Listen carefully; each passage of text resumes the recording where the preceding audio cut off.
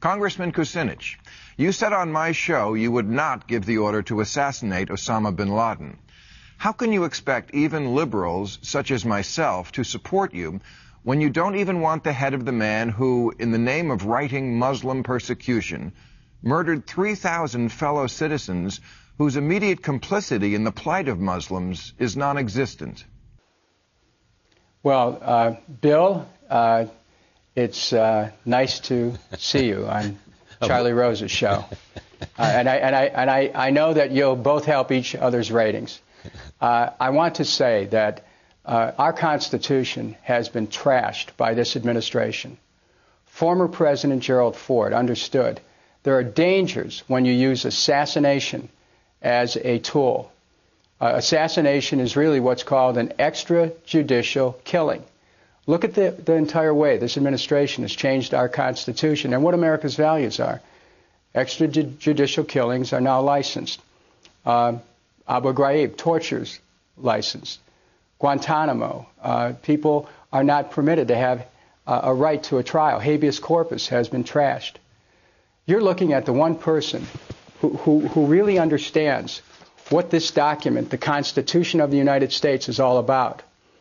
I want equal justice. I want Osama bin Laden brought to justice. Now, if he resists in an attempt to arrest him, you know, whatever happens, happens. But I think that we, as a country, need to reinstate this Constitution. This is the basis of our strength. And so I'm going to proceed for the whole world to understand the full power of the U.S. Constitution and what our system of justice is really about. Thank you, Bill, for your question. Let me follow up on my friend Bill Maher's question. If, in fact, Osama bin Laden is taken out by some kind of airstrike, would you be pleased? Again, I think that my position is that, you know, we've already tried that, Charlie, that we've had airstrikes all along the Pakistani border. We've killed a lot of innocent villagers in this search for Osama bin Laden. Where does it end? Do you nuke a country in order to get one person? I'm saying that we have to follow international law. We cannot get into a kind of international vigilantism. We have to unite this country in a sense of upholding the law. We must join the International Criminal Court because our officials must equally be accountable to the law. President Gerald Ford understood that you start licensing assassination in any way, shape, or form, that it endangers our own country and our own leaders. So I'm saying that we have to be very concerned about the consequences of our action, that stop the deaths of innocents, because that's what's been going on.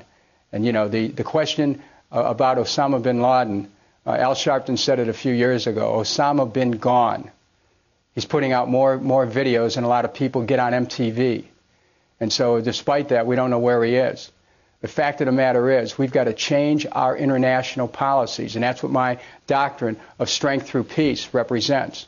No more unilateralism, first strike preemption. That's the neocons that took us into the war based on lies. I was the one person of all these people running for president who not only spoke out against the war, but voted against the war, voted 100% of the time against funding the war, has a plan to end the war. I've met with leaders in Syria and Lebanon to talk about organizing the region to stabilize Iraq.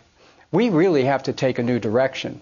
And this goes way beyond Osama bin Laden. I have to interrupt you only because of the time considerations.